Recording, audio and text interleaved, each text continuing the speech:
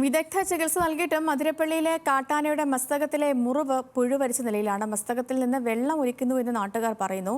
ആന വീണ്ടും അതിരപ്പള്ളി പ്ലാന്റേഷൻ മേഖലയിൽ എത്തിയിട്ടുണ്ട്.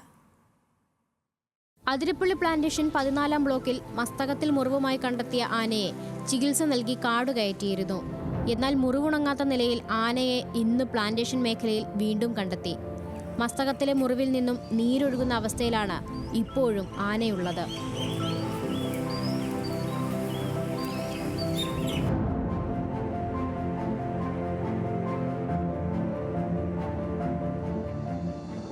മൂന്ന് ദിവസം നീണ്ട പരിശ്രമത്തിനൊടുവിലാണ് ഡോക്ടർ അരുൺ സക്രേയയുടെ നേതൃത്വത്തിലുള്ള സംഘം ആനയ്ക്ക് ചികിത്സ നൽകിയത്. ആനയുടെ മുറിവുണങ്ങാൻ സമയമെടുക്കുമെന്നും നിരീക്ഷിക്കുകയാണെന്നും വനംവകുപ്പ് വ്യക്തമാക്കിയിരുന്നു.